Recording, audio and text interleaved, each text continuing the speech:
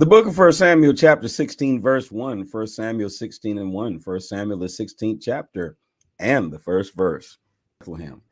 The Lord said to Samuel, "How long will you feel sorry for Saul? I have rejected him as king of Israel. Fill your horn with oil and go to Bethlehem.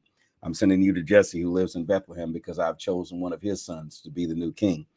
But Samuel said, "If I go, Saul will hear the news and try to kill me." The Lord said, "Go to Bethlehem. Take a young calf with you and tell them, I have come to make a sacrifice to the Lord. Invite Jesse to the sacrifice, and I will show you what to do. You must anoint the person I show you." Samuel did what the Lord told him to do and went to Bethlehem. The elders of Bethlehem shook for fear. They met Samuel and asked, "Do you come in peace?" Samuel answered, "Yes, I come in peace. I come to make a sacrifice to the Lord. Prepare yourselves and come to the sacrifice with me." Samuel prepared Jesse and his sons. Then he invited them to come and share the sacrifice. When Jesse and his sons arrived, Samuel saw Eliab and thought, "Surely this is the man who the Lord has chosen." But the Lord said to Samuel, "Eliab is tall and handsome, but don't judge by things like that. God doesn't look at what people see. People judge by what is on the outside, but the Lord looks at the heart. Eliab is not the right man." Wow. Then Jesse called his second son, Abinadab. Abinadab walked by Samuel, but Samuel said, "No, this is not the man who the Lord chose." Then Jesse told Shammah to walk by Samuel, but Samuel said, "No, the Lord did not choose this man either." Jesse showed 7 of his sons to Samuel, but Samuel said to Jesse, "The Lord has not chosen any of these men." Then he asked Jesse, "Are these all the sons you have?" Jesse answered, "No, I have another son, my youngest, but he's out taking care of the sheep." Samuel said, "Send for him, bring him here. We won't sit down to eat until he arrives." Jesse sent someone to get his youngest son. This son was a good-looking, healthy young man. He was very handsome. The Lord said to Samuel, "Get up and anoint him. He is the one." Samuel took the horn with the oil in it and poured the special oil on Jesse's youngest son in front of his brothers. The Spirit of the Lord came on David with great power from that day on. Then Samuel went back to Ramah. An evil spirit bothered Saul. The Lord's Spirit left Saul. Then the Lord sent an evil spirit to Saul that caused him much trouble. Saul's servant said to him, "An evil spirit from God is bothering you. Give us the command and we will look for someone who can play the harp. If the evil spirit from God comes on you, this person will play the music for you. Then you will feel better." So Saul said to his servants, "Find someone who plays music well and bring him to me." One of the servants said, "There's a man named Jesse living in Bethlehem. I saw Jesse's son. He knows how to play the harp. He's also a brave man and fights well. He's smart and handsome, and the Lord is with him." So Saul sent messengers to Jesse. They told Jesse, "You have a son named David rather. He takes care of your sheep. Send him to me." So Jesse got some things. So Jesse is still not cognizant of the fact that his son is being anointed king and the king is sending for him. So Jesse got some things as a gift for Saul. Jesse got a donkey, some bread, and a leather bag full of wine, and a young goat. He gave them to David and sent him to Saul. So David went to Saul and stood in front of him. Saul loved David very much. David became the helper who carried Saul's weapons. Saul sent a message to Jesse, "Let David stay and serve me. I like him very much." Anytime the evil spirit from God came on Saul, David would take his harp and play it. The evil spirit would leave Saul and he would begin to feel better. 1 Samuel 17, Goliath challenges Israel. The Philistines gathered their armies together for war. They met at Sokoh in Judah. They came between Sokoh and Azekah at a town called Ephes Damim.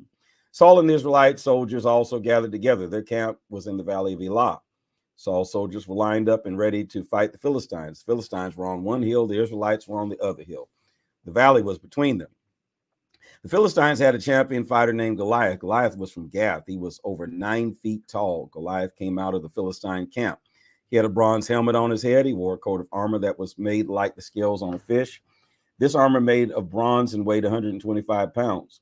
Goliath wore bronze protectors on his legs. He had a bronze javelin tied on his back. The wooden part of his spear was as big as a weaver's rye. The spear's blade weighed 15 pounds. Goliath's helper walked in front of him carrying Goliath's shield. Each day, Goliath would come out and shout a challenge to the Israelite soldiers. He would say, "Why are all of your soldiers lined up ready for battle? You are Saul's servants. I am a Philistine. So choose one man and send him to fight me. If that man kills me, he wins, and we Philistines will become your slaves.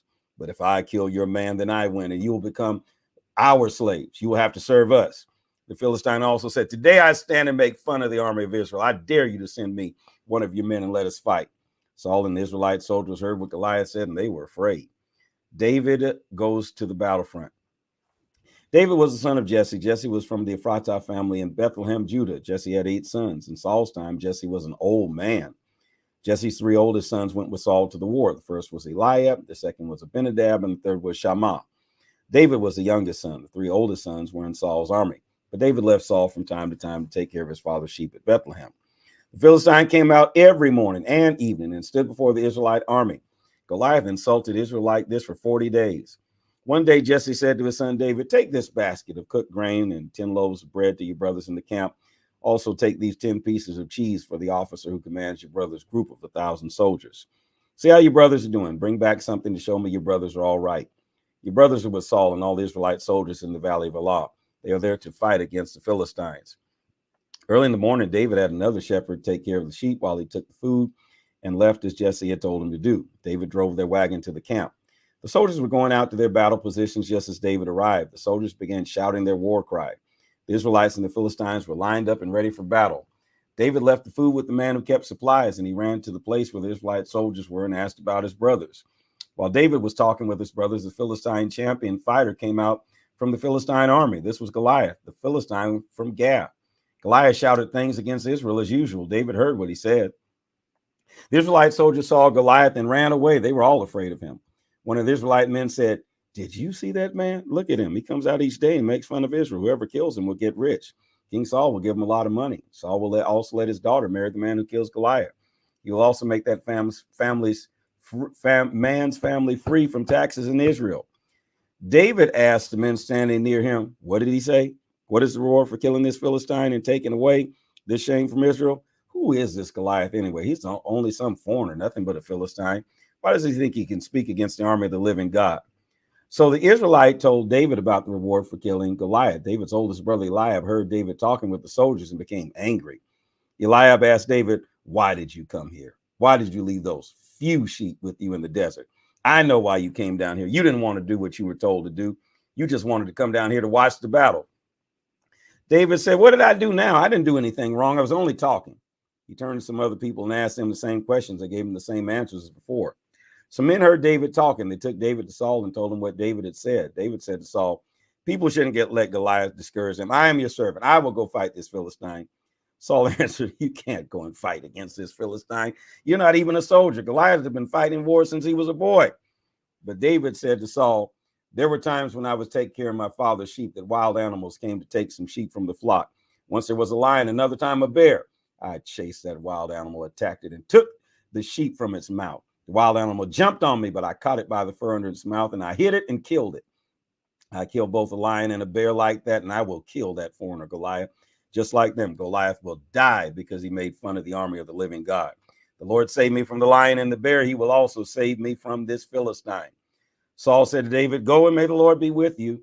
Saul put his clothes on David. He put a bronze helmet on David's head and armor on his body. David put on the sword and tried to walk around. He tried to wear Saul's uniform, but David was not used to all those heavy things. David said to Saul, I can't fight in these things. I'm not used to them. So David took them all off. He took his walking stick in his hand and went and find 5 smooth stones from the stream. He put the 5 stones in the shepherd's bag and held a sling in his hand. Then he went out to meet the Philistine. David kills Goliath. The Philistine slowly walked closer and closer to David. Goliath's helper walked in front of him carrying a large shield. Goliath looked at David with disgust. He saw that David was only a handsome, healthy boy. Goliath said to David, what is that stick for? Did you come to chase me away like a dog? Then Goliath used the names of his gods to say curses against David. He said to David, come here, and I'll feed your body to the birds and wild animals.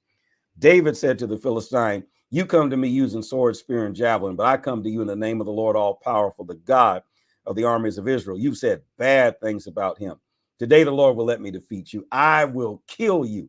I will cut off your head and feed your body to the birds and wild animals. And we will do the same thing to all the other Philistines too. Then all the world will know that there's a God in Israel. All the people gathered here will know that the Lord doesn't need swords and spears to save people.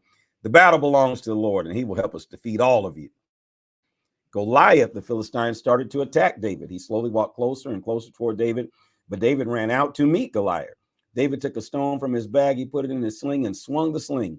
The stone flew from the sling and hit Goliath right between the eyes. The stone sank deep into his head, and Goliath fell to the ground face down.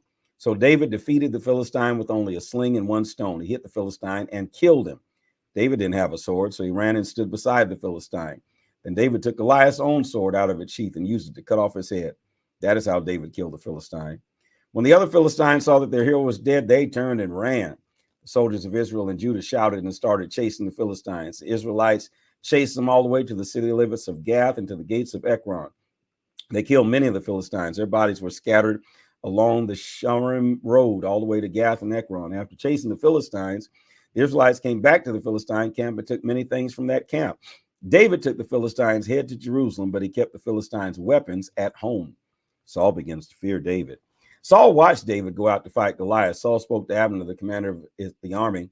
Abner, who is that young man's father? Abner answered, I swear I don't know, sir.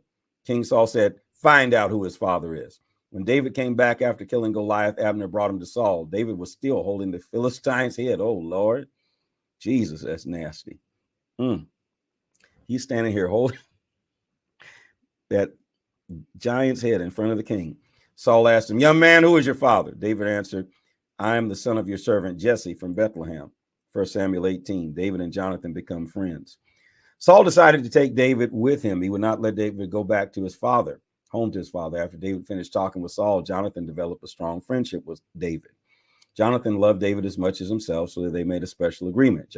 Jonathan took off the coat he was wearing and gave it to David. In fact, Jonathan gave David his whole uniform, including his sword, his bow, and even his belt. Saul notices David's success. David went to fight wherever Saul went. He was very successful, so Saul put him in charge of the soldiers. This pleased everyone, even Saul's officers. David would go out to fight against the Philistines. On the way home after the battles, women in every town of Israel would come out to meet him. They sang and danced for joy as they played their tambourines and lyres. They did this right in front of Saul. The women sang, Saul has killed his thousands, but David has killed tens of thousands. Now, they were wrong right there, and David should have stopped them. Now, that's your fault, David. You should have shut them down for that.